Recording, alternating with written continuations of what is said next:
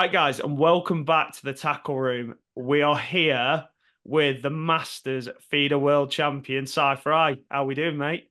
I'm good. I'm good. How are you? Yeah, really good, mate. Really good. Obviously, Good. only just got back from Italy. Yeah, got back a couple of days ago, and it's been a bit mad since I got back. Obviously we had a fantastic week over there. It's been, sort of beyond expectations, really. Um, team silver medal, fantastic. Before we went there, to be honest with you, we just said, any medal, if we can come back with a medal, would be fantastic. You're taking on the Italians in their own backyard on a venue they fish all the time. The French are always really, really strong. The Hungarians are really strong. They won last year's Masters World Champs. So we knew it'd be tough. So I think, at the start, in our heart of hearts, we'd have probably settled for anything. So to Yeah. come back with a silver team medal for all 10 of the squad is just huge. And then the cherry on the top, obviously, I can't even begin to tell you, individual world champion at the Masters Feeder World Championships. Yeah. It's beyond, stuff dreams are made of, to be honest with you. Yeah, and the second person this year from England to actually get one. We've had Helen Dagnall from Helen, the ladies yeah, as yeah, yeah, well. So yeah. Helen, yeah. I did vote for Helen in the Angler of the Year awards, by the way, because I just thought, what an amazing! You can't get better than a world champion. yeah, So it's exactly. And I bet you voted. phenomenal. I bet you voted before you won the world championship Oh, as but no, well. it voted before we went, Yeah, or on the way over. I think it was when we stopped over. So yeah, yeah, nothing to do with that. Just what an amazing achievement. And to yeah, at that time, crikey, I wouldn't have even dreamed of joining that club. yeah. I So was gonna say, I bet that wasn't even in the back of the mind, really. no, no, no, not at all. So, No, no, no. so the team that went out there, Si, who was it compiled of? Well, you got Nigel Franks, Mark Morris. Nigel Franks is our manager. Yep, You got Mark Morris, assistant manager. Rob Brennan, also assistant manager. yep, You got Steve Welford, who was amazing with bait all week. I mean, Steve pretty much got up early, mixed all our bait, sorted the limbs out, did everything. Just phenomenal. Then Dave Berry joined the squad this year. Dave's a fantastic angler. He's been in, I think, every feeder masters final bar one. I think he's got yep, probably one of the best feeder masters records out there. So Dave joined the squad this year, fished in the European Cup with us. yep, And then you got the five anglers. So Tommy Pickering, Sir Tom, yep, an absolute legend, angling hero of mine. You got Darren Cox, he's yep, my best mate, travelling yeah, partner. We work together. Myself, and then Andy Moss and Rich Vaughan. yeah. So it's basically the same five that went to Spain last year. Yeah, so there was 10 of us went over there, and it was just an amazing trip. Even the drive over there, we drove through the Swiss Alps and Yeah. stopped taking pictures. I mean, that's just breathtaking. Just getting there was like a boy's own adventure. That's So it. That's amazing, that's it. amazing. And the venue itself, is it the Mi- Migliorino? Migliorino The canal. channel. They call it the navigable channel of Migliorino. Yeah, It's basically a canal yeah. that connects What from the was Ostellato to somewhere else. I'm not sure where, to be honest with you. yeah. What was the venue like, mate? The venue was, I'd say, it's on average 40 meters wide. Yeah, Um, there was a sort of rocky inside ledge that went out for maybe 5 or 6 meters. And so you could start fishing without getting snagged, probably sort of from 8 to 9 to 10 meters, depending on where you were.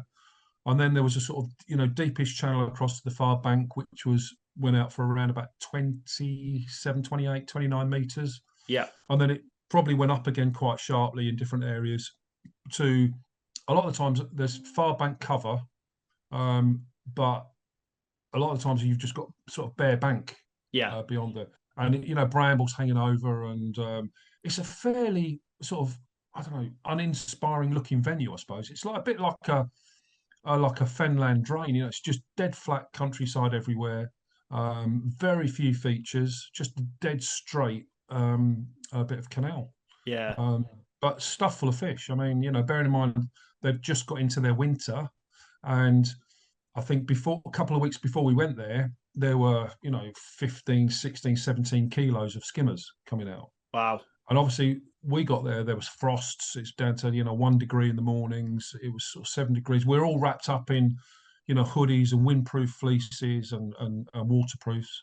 Um, and yeah, I mean there were when we started practicing, there were millions of little catfish, tiny, I Yeah. mean, tiny catfish, little bottle top skimmers. This sort of, Yeah. the ones when you're sort of trying to swing them in on your rod and the wind's blowing them out your hands. Yeah. Um, and the target fish really were 4 to 10 ounce skimmers. They Yeah. were the target fish. To build a weight, you'd need to catch 4 to 10 ounce skimmers, but there were also quite a lot of big fish.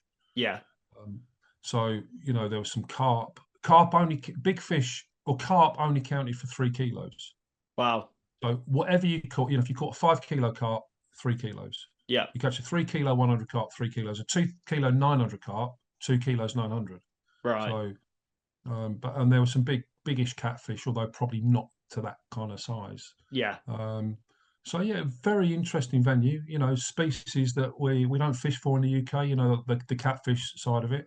But the skimmers and the carp, obviously, we're well used to catching in the UK. So Yeah, I think definitely. it's a venue that potentially suited us. Yeah. Yeah. Yeah, and we'll go on to sort of practice now, mate. When you first got there, obviously you're talking about these little catfish and stuff like that. Yeah. What was the plan before you got there with the lads? I'm guessing you got some information off Yeah, different I mean, people. we got some good information. Tom and Darren particularly know, have got access to quite a few Italians that fish over there. So we did have some good information. Yeah. They did mention that carp could be important at some stage, and but in a team match like this, you can't fish for carp, No. but you can include them in part of your plan as maybe a resting line or something like that, or a get out of jail, which I will come on to. But Yeah. there was one almighty get out of jail, which I'll come on to. But yeah, the catfish, the tiny catfish, really you wanted to avoid because they were, I don't know, I'm guessing like 100 to the pound. They were tiny, tiny, Wow. tiny catfish, like minuscule catfish. Yeah. And they'd go for, like, if you're fishing single bloodworm or they were just ragged bait, you'd sort of, you even foul hooked them. It was ridiculous how many there were. But come kind of midway to the end of practice, they'd kind of disappeared. Right. So you were really just fishing for skimmers. Yeah. That was the team plan. It's if you got a catfish. Oh, were also odd Carasio Yeah. as well, and Which the you tend. Carasio were 400-500 grams up to a kilo. Yeah. I didn't actually catch Carasio the whole time I was there. I know No. some of the other lads did catch a couple of Carasio.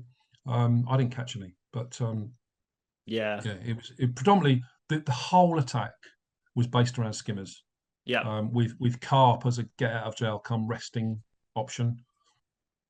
Yeah, So I think most venues in Europe now, there's always the odd Carasio around, isn't there? There's not many venues with hundreds of thousands of them in now. no. It's mainly Well, you just the odd bonus. yeah. I mean, to be honest with you, when we were in Spain last year, it was Carasio for your life. That was it. Yeah, These little tiny Carasio, and that's all we fished for in Spain last year. yeah. Sorry, Don't turn the worry. old phone off. And yeah, the Carasio in Spain last year, and where we stayed in this beautiful little place, probably 10 minutes away from the venue, that had a little brook, like a stream, a ditch running by the side of it, Yeah. and that was full of tiny Carasio, literally Wow. full of them. They were boiling on the surface. I think as you walk past, they were expecting to be fed bread and stuff like that, Yeah. and it was amazing to see them there. But we didn't come across those in the venue we fished. Yeah. But certainly there were, quite a few Carasio came out. Yeah. On the match itself and during practice as well. Yeah. So how did practice go throughout the week then? I'm guessing it went from strength to strength more than anything Yeah, I mean else. the early days of practice is about trying to eliminate stuff, and the ideal thing is you've got 5 of you fishing in a box for 4 people, so you're Yeah. more tightly pegged than you're going to be in the match, which is not a bad thing. It gets you into the tune of the venue. And it's about, for example, you'd have angler 1 fishing a natural ground bait mix. Angler 2 would fish, say, leam only. Angler 3 would fish a fish meal mix, Angler 4 would fish leam only, and so on. And Yeah. by process of elimination, looking at the fish you caught on different mixes, on different lines, you kind of, the idea is, practice was Monday, Tuesday, Wednesday, Thursday. So you Yeah. had 4 days. And the idea is that, by the end of Wednesday, you've got to be pretty much clear what your team plan is. And Thursday, you go out and practice that team plan, put it Yeah. into action. They occasionally fine tune things. In Spain last year, it wasn't until lunchtime on day 4 that the method really came to us, which was fishing under the rod top, pretty much. Yeah. And we only had half a day to practice it. And last year we missed out on a bronze medal by 3 points, I think, just Yeah. missed out. And we're all of us convinced if we'd have had another half a day practice on the method, we would have got a medal. Yeah. But we're talking about this year, and by a process of elimination, by about Monday, Tuesday, say Wednesday, we'd kind of sorted that we were going to use a sort of fish meal and lean mix 50-50. Yeah. But still, that was, we put that, say, on line in the middle of the canal and the line across the canal. But on the short line, we'd still say fish lean, or a couple of people would still fish lean, just to see if it changed the stamp of fish or anything like that. So from a bait point of view, we went down the 50-50 ground bait and lean, but a fish meal ground bait. Yeah. So yeah, that's really interesting. And, Interesting. we were feeding in that joker, like a pinch of pinkies. Occasionally you'd put a bit of chop worm in, mainly on the far line, to just try and kind of get a response if your peg was starting to go quiet. Yeah. So that was from a like a bait point of view. From a sort of fishing tactics point of view, you'd start off and get a few early items, what you call the mugfish, like better skimmers. Yeah. On a sort of, like an 18 hook, like a biggish hook, really. But what we found was that by fishing really, really light hooks and hook lengths, because you missed a lot of bites on like bloodworm baits and so on and so forth. By fishing tiny, and when I say tiny, I mean 22 hooks. Yeah. To 09. And all of a sudden, those bites that you're missing, you're getting them pull the rod in, well, as much as a 4-ounce skimmer can pull the rod in. And they're hooked, then you need to get the disgorger on them. So it really transformed it for us. As soon as your bites went iffy, whip another hook length on, tiny hook, light lines, and your bite sort of hit ratio would go up phenomenally. Yeah. It made a massive, massive difference. So yeah. Yeah, that's interesting. And we'll go on to the actual match days now, mate. What was day one? Obviously, obviously 4 of the lads were selected, including yourself. Yeah. And where did you draw? Right. Just before we go on to match day one, sorry, one really important thing that we didn't touch on just now was with your skimmer lines in practice, they would often tail off, and you needed to rest it. And you'd rest it for 10 minutes or so, and then you'd come back on it and get another run of 3 or 4 fish. Right. And then they'd tail off, and you had to rest it again for maybe another 10 minutes. Yeah. And the options were, this is really, really important to what ended up happening. During that resting period, ideally, you'd want to come on one of your other skimmer lines and carry on catching skimmers. So you're guaranteed putting stuff in the net. That's like it. During your resting the main line. But on occasions, you came onto your other skimmer line. Say you were fishing at 28 meters and you were getting steady run of fish. Yeah. And then you had to rest that because the bites tailed off. You'd drop onto your 20-meter line or your 12-meter line and catch a few more, and then go back to the 28-meter line and so on. But when there got to be situations where the line you dropped onto, there wasn't anything there. You couldn't get any bites. So what we did is we had a line we filled in on the far bank, right underneath the far bank. Yeah. With dead maggots, sweet corn, chopped, whizzed up sweet corn, and some joker as well. So there's plenty there for these big fish. Tend to patrol up and down the far bank. Yeah. And a lot of teams fed sticky mag. Yeah. But we were thinking, if you feed sticky mag and then you're not going on it for 2 hours, that maggot is just going to have wriggled away under stones. Going to be everywhere, yeah. Whereas this mix we went for, which is the sort of chopped corn and dead maggots, if nothing comes along, that will still be there. Yeah. And if you get a cart patrolling, so that ended up being really important because we sort of put a few feederfuls of that in right against the far bank to start with, And that ended up becoming a kind of resting line. If you couldn't rest your main line on a skimmer line, Yeah. we were like, let's have 2 5-minute chucks on your carp line or your bonus fish line. Not only are you resting your skimmer line, so worst way is you don't get a bite over there, you've put some more feed over there, and you've rested your skimmer line. Yeah. And obviously, best ways, the tip goes around, you get a carp, and it's just a massive, massive bonus. And there weren't Definitely. many carp caught at all. I think over the 2 days, we were like 10 or 12 carp caught in total, but Yeah. we caught half of them.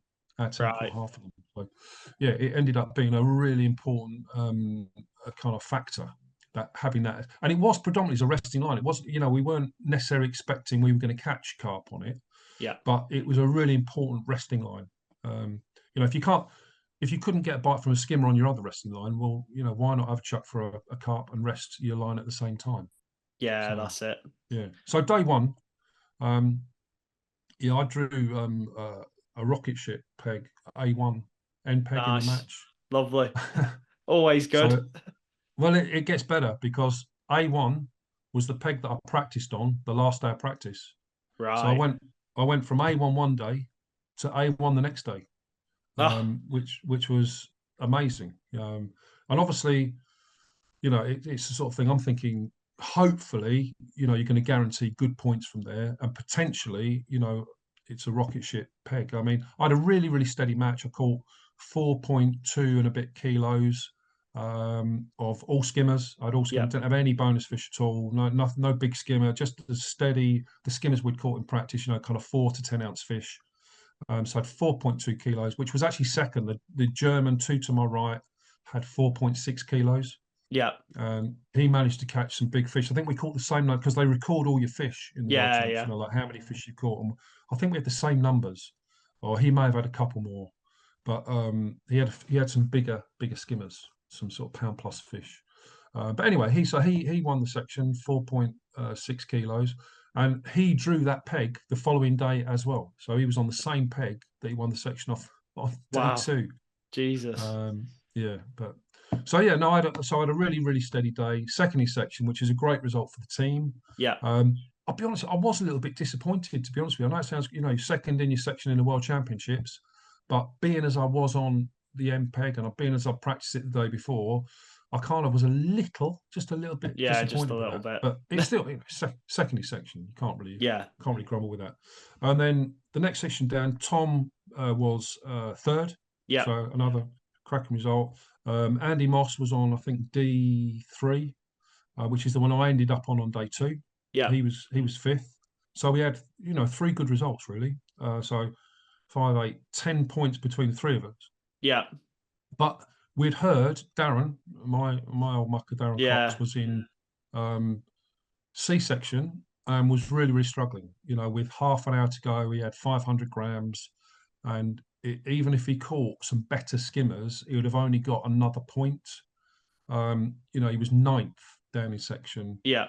and really struggling. So we were kind of thinking, it's such a shame that putting all this effort in, and that's just the way things work out. But this is where this carp plan came into life, because the bank running team and Daz between them decided, look, there's no point in me fishing now for skimmers. I'm ninth in section. Some even 3 or 4 better skimmers is only going to get me eighth or seventh. Yeah. So they made a decision, going to fish for carp for the last half an hour. So yeah, Darren's hooked this carp with 15 minutes to go, and obviously, in the World Champs, he's got to be out. The net's got to be out of the water, completely out of the water. So he's hooked this great big carp, 15 minutes to go, and got it out with 1 minute left. Wow. Literally 1 minute left. What a man! If ever you wanted anyone to get you a fish out, Yeah. in those circumstances, he's the man. And yeah, with that, the carp only counted for 3 kilos. Yeah. But this, I think they weighed a carp separately. It was 4.6 kilos, I think it was. Yeah. So he got 3 kilos. But if I told you that his section, second in his section, and winning the section until that last minute was 1.9 kilos. Wow. So, so Daz had 500 grams. There was a sort of 700 and 800, 900 at 1 point something, and up to top weight of 1.9. And Yeah. with that cart, Daz has virtually doubled the weight of second place angler in the space of 5 minutes. Wow. So massive swing. He's gone from ninth to first. So we add then my two, Tommy's three, Andy's five, Dazzy's one, 11 points. The French also scored 11 points on day one. So we were tied with them, but they were beating us on weight. Yeah. Excuse me. And the Italians were third Yeah. on 14, so 3 points back. And I think the Germans were fourth with 16. Yeah. And beyond that, it was kind of, we were thinking those four teams are now going to contest the medals on day two. Mm. So from the kind of bank team's perspective, really we were just concerned about how we were doing against the Germans, the French, and the Italians. Yeah. Mainly the French and Italians, because we were thinking, no, we're tied with the French. The Italians are third. The Italians are on their own venue. So day two, I drew D3, which Andy was on the previous day. Yeah. I had the Frenchman on D4 and the Italian on D2. So it was Italian, myself, and a Frenchman. So Yeah. perfect scenario to, battle it out. Our runner could really focus on just that little tiny portion of the section. Yeah. And there'd been a lot of fish down at the bottom end of the section, though 9 and 10 Yeah. there'd been a lot of skimmers down there. So, but we weren't worried about, I think it was Austria, I can't remember the other team that was down there, but we weren't so worried about those. It was just, from my perspective, just trying to beat either side of me. That was it. Yeah. I've got a Frenchman on my right, an Italian on my left. That's it. I've got to try and Yeah. beat them. So that was the focus. The conditions on day two were absolutely horrendous. It was Yeah. there was a gale force wind blowing from right to left up the canal, which we hadn't had all week. And it was, when I say horrendous, I mean, it was, I don't know what the gusts were, like 40 miles an hour or something stupid like that. Yeah. There were 2 foot waves rolling up the canal, Wow. which made it virtually impossible to feed the far line, because you chuck into brambles and little bushes and little holes on the far bank, and you try and chuck a feeder in, with that wind coming up, it was virtually impossible. I mean, gave it a go, and I think I landed one here and one sort of Yeah. 6 foot that way and one 6 foot that way. And anyway, I kind of thought, well, just going to have to, hopefully the skimmer lines will be good. Started short again. That line, so obviously keeping Rich Vaughan was running my section. He ran my section on the first day as well. It's such a brilliant job, Rich. I mean, Yeah. I don't know if you know Rich. He's so sort of cool, calm, collected, and like when I was feeding at the start, I was kind of shaking my head, thinking, "Oh bloody, I've just missed. I've got one here, I've got one there," and Yeah. he's like, "Just chill out, calm down, don't Yeah. worry about it," and he's really sort of keeping everything on a level. Yeah. He kept me bang up to date with absolutely everything going on. So I started short. It was very, very slow, and the plan was to sort of stay short for as long as possible before you moved out onto your longer lines. But fairly quickly, I had to go onto my far skimmer line, which was 28 meters, Yeah. and the wind and tow was horrendous. So there was a massive bend in the tip. I came back about 3 or 4 times with a ragged bloodworm without seeing the bite at all, and I was kind of picking odd fish up. The Italian wasn't catching at all to my left, but the Frenchman was getting a few to my right. Yeah. So I was thinking I've got to try and stay in touch with him. I put a meter hook length on, and fished a bigger bait, thinking I can't keep fishing bloodworm Yeah. on this sort of 50 centimeter hook length, getting ragged. So I put a long hook length on, thinking with a bigger bait, thinking if something gobs it, then we'll catch it. It was like flicking a light switch. Yeah. I fished double red worm on a meter hook length, and from that moment, I think I had 5 in 5 chucks, and every bite was unmissable. Wow. They'd obviously picked this bait up, swam Yeah. around with it, and virtually, although the tip was bent round, you got a classic sort of river bite, like a drop back kind of waggled bite. Yeah. I had 5 in 5 chucks. So I'd say after probably 3.5 hours, I probably had in the region of 2.5 kilos of skimmers. Yeah.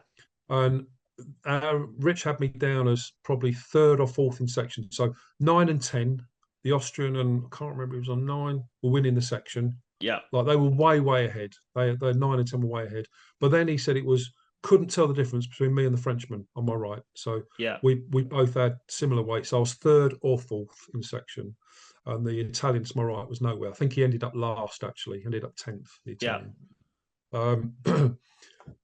Just as my skimmer line started dropping off, like tailing away, and I was thinking about having to rest it, the wind completely switched. So it went from blowing sort of right to left across this way Yeah. to blowing off my back. Yeah. And I just thought, there's a great opportunity here. There's a little bush on the far bank, and it was just calling to me, feed Yeah. me, feed me, feed me.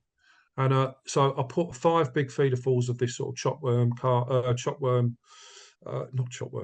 chopped Yeah. corn, dead maggot, and some joker. I put 5 feederfuls over there, and I landed them all on a little dinner plate right by the side of this bush because the Yeah. wind was just off our back now. And earlier I couldn't get anywhere near it. No. So I fed it, and I thought I'd come back on my skimmer lines for 10 minutes just to allow that to settle.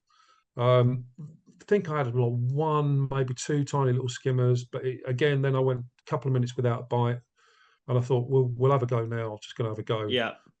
Put a big bunch of bloodworm and a maggot on my cart rod, Yeah. which is we're using proper gear as well on that. None of 020, size 14 extra power hook, geared up for it. Cast out, hit the perfect spot, landed right in front of this little bush where my feed had gone in. And before I could put the rod down on the rest, Yeah. before the line had sunk, it was off, and I hooked Wow. this carp. So the old ticker The started old going a ticker's bit. going. And anyway, I got this carp in. It was massive carp. I think it weighed 3.6 kilos or something, but Yeah. it's 3 kilos Yeah. in the match rules. It's 3 kilos. But all of a sudden now, I've gone from being third or fourth to joint first. So I'm Yeah. now tied with the guys on the end, and I'm now clearly ahead of the Frenchman and way, way ahead of the Italian, which is the most important thing. And also that carp has then bought me time to have another go for another carp, because Yeah. obviously I just put 3 kilos in the net. Yeah. Refed it again, came back, caught 1 or 2 little skimmers, and then chucked over again. And the same thing, virtually the same thing happened. I put my rod down, like within a minute, it's gone again. And carp number 2. And by now, you've got a massive crowd behind you, and it's kind of one of those weird things. You just got to concentrate on what Yeah. you're doing. Got this carp was a bit more lively than the first one, and it was kind of running me around, but I've got it in. So I've now got 2 carp plus me 2.5 kilos or whatever of skimmers, and now I'm way out in front of the section. So I'm winning Yeah. the section. Um, and then just way ahead of the Frenchmen and the Italians, and even the guys on the end. So that's sort of 2 carp down. I've now pretty much got license to fish for the rest of the match. They kind of chuck the skimmer rods up the bank, Yeah. uh, as it were, and just fish. There was 40 minutes left by this time, so I thought I'm Yeah. just going to fish now for carp. And I had 2 more carp anyway, so I caught 2 more Wow. carp. And all I was thinking is, right, I've won the section, brilliant. Just all I wanted to do is try and get a result for the team. Yeah. Won the section, which was amazing. And people kept saying, well, when did you realise that you might be in with a chance of like winning the world championships, like individually? And it never really No. occurred to me, because there were two Frenchmen with 1 point. I Yeah. think in B section and C section, they both had 1 point, and with half an hour to go, they were both winning their sections. Wow. So I was thinking, well, they're going to end up with 2 points. I've got 3. I've got 2 from day one. I've definitely won my section today. But the next thing I knew, the other lads were coming down the bank, or the guys that weren't fishing, running down the bank, sort of going, doing championi, Yeah. singing all this. And I was thinking, what the hell's going on here? It's just ridiculous.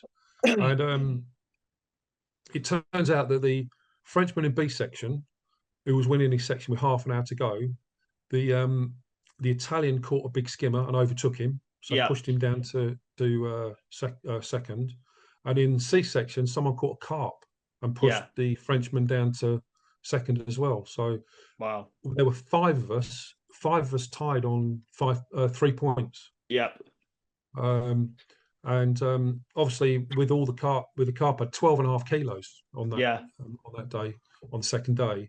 That was by miles the biggest weight of the whole event. So if we're tying up points, no one was going to beat me. So yeah, No. that was it. That was the kind of first thing I knew. And then obviously we heard that we tied with the France fished a blinder. Yeah. They scored another 11 points, which is just mega, to Yeah. get two 11-point scores. So they won the World Championships team wise. And we tied with Germany on Yeah. 30. So the French were out on 22. We were on 30, tied with the Germans. But obviously on weight, it goes to weight then. We'd beaten them comfortably by about Yeah. 6 kilos on weight. So silver medal and it was such an awesome feeling to Yeah. think that I all bet. 10 of us that had put in all the effort and all that week had won a silver medal. Yeah. It was kind of, obviously you'd love to win a gold medal, but that was really beyond our expectations, and it's That's just it. the most amazing feeling that we could all celebrate winning team silver. And I say the big cherry on top for me was winning the world championships individually. Yeah. Beyond That's my it. wildest dreams, to be honest with you. Yeah. Um, so amazing, just amazing week, absolutely incredible. We're a very, very happy van on the way home. Long drive home, 2 day Yeah. drive, but did we care? No, we No. didn't. We had a great time. It was superb, absolutely fantastic. Yeah. Thanks for that breakdown, mate. It was brilliant. Before we finish, though, I've got two more questions for you that I ask all the guests that come on here, mate. The first one being, have you got any advice for young anglers wanting to make it on the international scene? Yeah, I mean, you've got to fish at a level to start with to get yourself sort of noticed and all the rest of it. There's loads of good young anglers about. Um, they can look to get into events where they're going to be fishing in the right circles, really. Yeah. Um, so I think there are various teams and clubs and things like that. If you've got people around you that have fished internationally that can sort of help you in the right direction. I've come to it very, very late in life, so probably not the best person to give advice on doing it when you're young. Yeah. When I was young, I was out surfing and playing rugby, and kind of fishing was the furthest thing from my mind, to be honest with you. But it was yeah, it's a fantastic. If there are people like Matt Godfrey, he's three times Yeah. world junior Junior. champion. They're the sort of people to speak to. Yeah. There's a lot of people, a lot of really, really good young anglers out Yeah. there.